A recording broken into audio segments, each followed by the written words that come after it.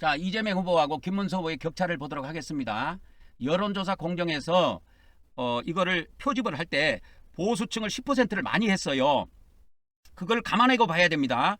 보수층을 10% 정도 많이 집어넣기 때문에 김문수 후보 지지율이 높게 나온 거예요. 그러니까 실제로는 이렇게 안 나와요. 이렇게 안 나옵니다. 절대 이렇게 나오지 않아요. 9% 10% 집니다. 모든 여론조사를 제가 통계를 내보면. 그러니까 그걸 감안하고 보라고.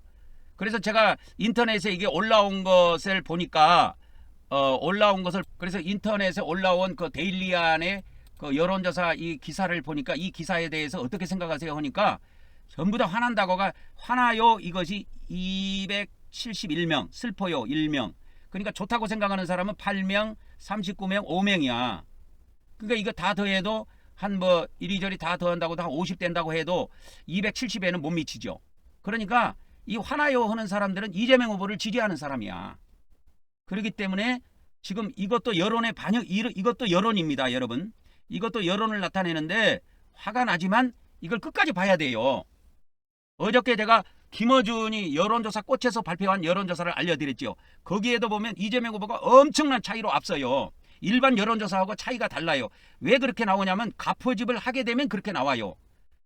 그리고 질문지를 설문지를 만들 때 이재명 후보에게 유리하게 만들면 그렇게 나옵니다.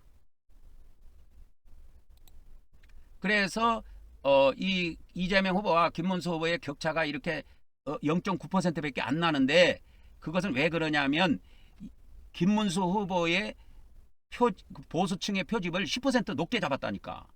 그러니까 이 여론조사 공정에서 일부러 그러지는 않았을 거예요. 일부러 그러지는 않은데 이것이 가표집된 이유가 저는 있다고 생각합니다. 왜 그러냐면 내용이 전부 다 단일화 내용이야.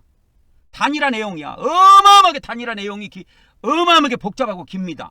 그냥 뭐 단일화 하면 누가 이기겠습니까? 이런 정도가 아니고 엄청나게 복잡하게 물어봤더라고. 그래 놓으니까 이 이재명 후보를 지지하는 쪽에서 짜증이 나니까 끊어버린 거야. 그래서 이 응답률이 5%밖에 안 난 거예요. 그래서 제가 항상 하는 이야기가 뭐냐. 이재명 후보는 전화 면접을 조사하면 높게 나오고 김문수 후보는 자동응답 이렇게 자동응답으로 하면 지지율이 높게 나온다는 이야기가 그 이야기입니다, 여러분. 그러니까 이거 짜증이 나도 끝까지 봐야 돼요. 그런데 이 이재명 후보를 지지한 사람들은 짜증이 나겠지만 또 김문수 후보를 지지한 사람들은 이런 것을 보고 속에서 아주 좋은 반응을 보일 수도 있어. 그러나 그거는 가짜 반응이라고 보면 돼요. 왜? 이 김문수 후보 보수층의 표집을 10%를 많이 했다니까.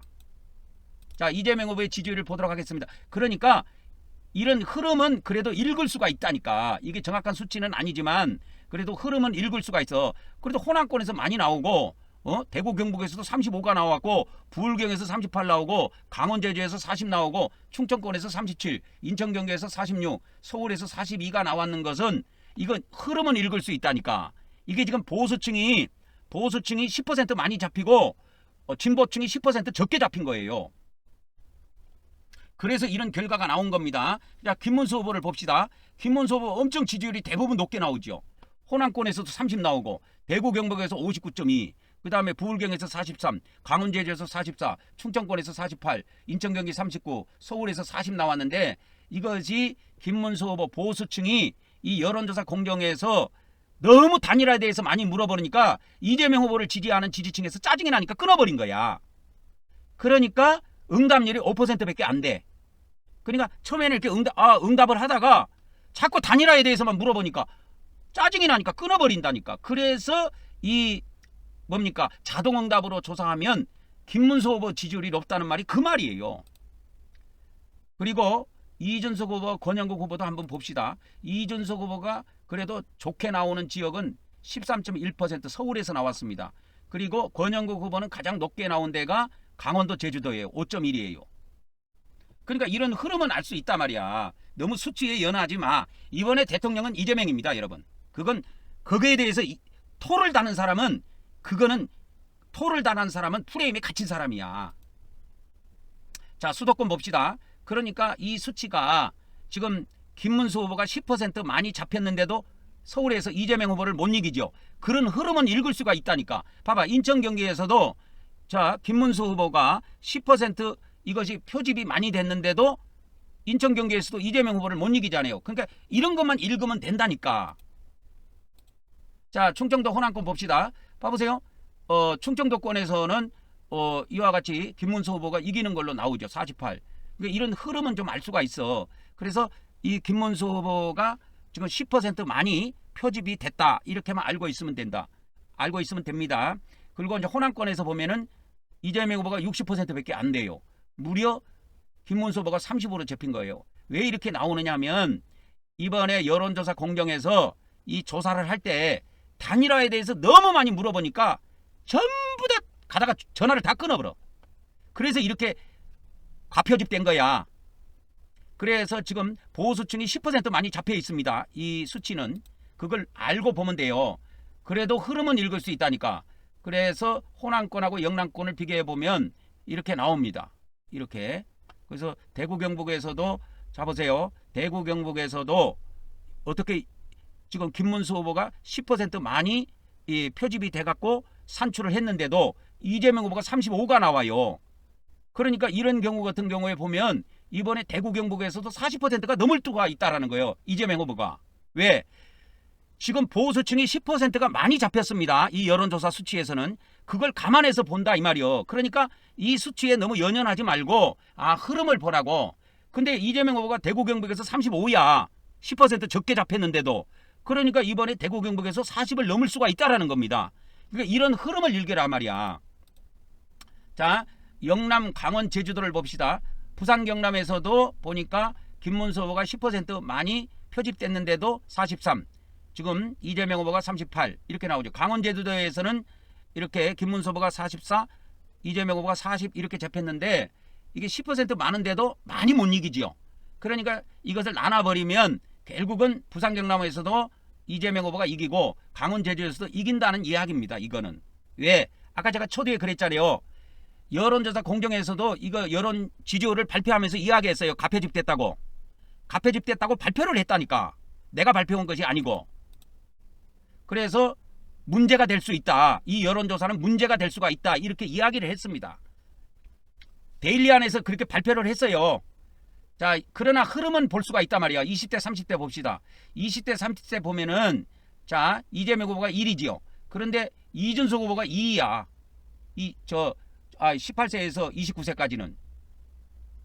이재명 후보 1위, 그 다음에 2위가 누구냐? 이준석 후보야. 이준석 후보는 그래서 20대에 막강한 지지율을 갖고 있다. 이렇게 보면 됩니다. 그리고 30대에서도 12% 나왔으니까 많이 나온 거지요. 그래서 30대에서도 이렇게 이재명 후보하고 김문수 후보 차이가 한 2% 나는데 이 김문수 후보 것이 10% 많이 잡혔다니까. 그러니까 여론조사 공정에서 일부러 그렇게 한 것이 아니에요. 일부러 그렇게 한 것이 아니고 이분들도 그걸 발표를 했어요. 이거는 가표집됐다. 그러니까 보수층이 가표집됐다. 41%가 41점 아까 3인가요? 그렇게 표집이 됐기 때문에 10% 정도 많이 잡혔다니까. 40대 50대 봅시다. 40대에서는 이렇게 과표집됐는데도 이재명 후보가 53, 그 다음에 50대에서 55 이렇게 나온 거 보면 40대 50대에서는 이재명 후보를 강력하게 밀고 있다. 이렇게 알 수가 있습니다. 근데 이제 60대 70대 가면은 빨간 짝대기가 좀 길지요. 그러니까 60대 70대에서는 김문수 후보 지지율이 좀 높다. 대체로 이런 흐름만 읽으면 돼요. 자, 단일화. 이 뒤에부터 전부 다 단일화 이야기입니다, 여러분. 단일화 이준석이가 안 한다고 했는데 이 여론조사 공정에서는 혹시나 해서 이 단일화를 물어봤나 봐. 그래갖고 단일화 하니까 지금 김문수 후보 것이 10% 많이 잡혔다 그랬죠. 이 여론조사에서. 그러니까 이재명 후보를 이기는 걸로 나오잖아. 2.6%. 근데 못 이깁니다. 단일화 해도 못 이겨요. 어제까지 나온 모든 여론조사를 다 보면 못 이겨요.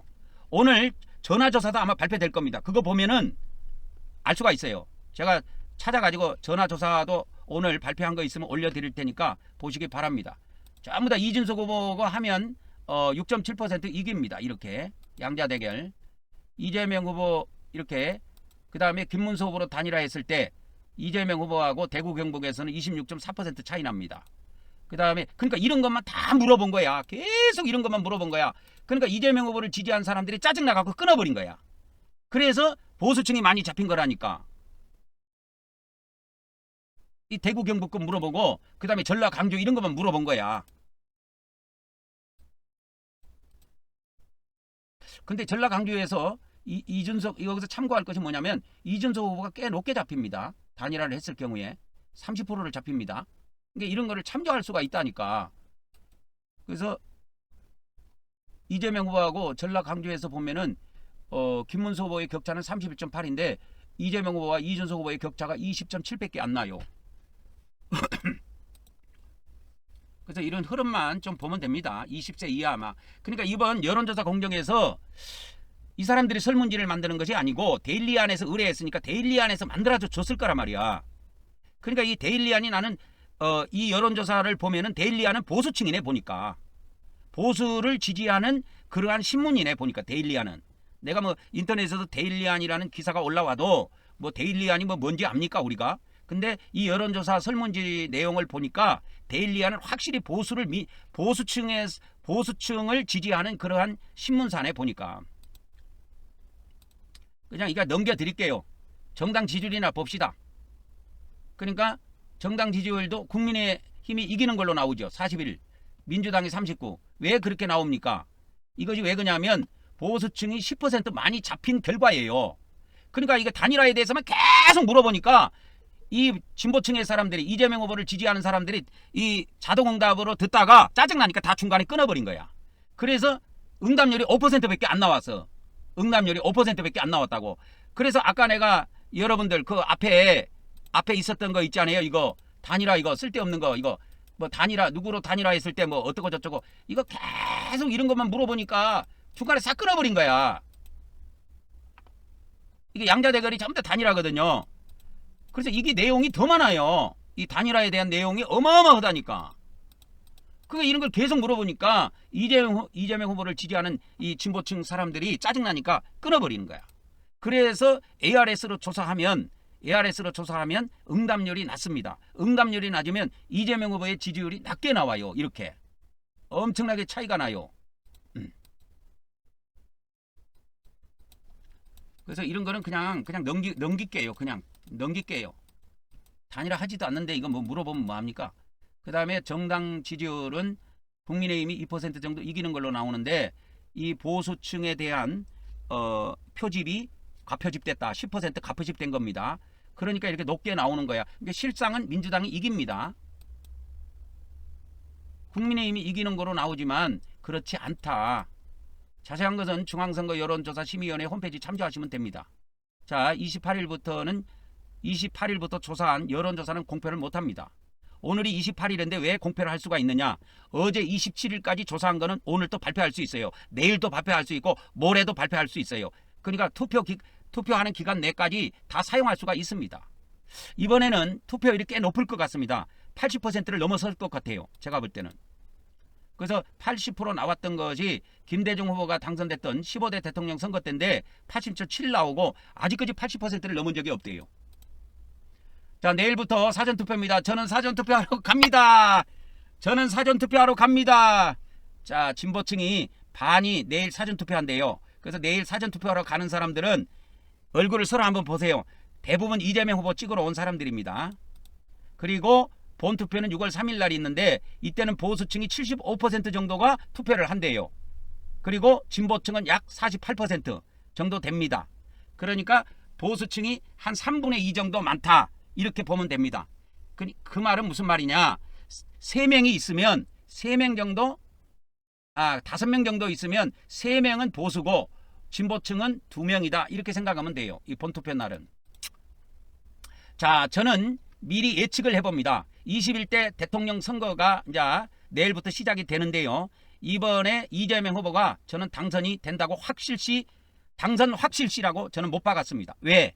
제가 5월 초부터 오늘까지 모든 여론조사를 봤을 때 이재명 후보가 단 한 번도 양자대결에서 진 적이 없어요. 오늘 발표된 이 조사에서는 양자대결에서 김문수 후보한테 2.2% 지는 걸로 나왔는데 그거는 지는 것이 아니고 보수층의 표집이 10% 많이 됐기 때문에 허위로 나온 겁니다. 허상으로 잡힌 거예요. 허상으로. 그것을 아시고 꼭 투표하시기 바랍니다. 자, 이상 이기방TV였습니다. 다음 시간에 뵙도록 하겠습니다.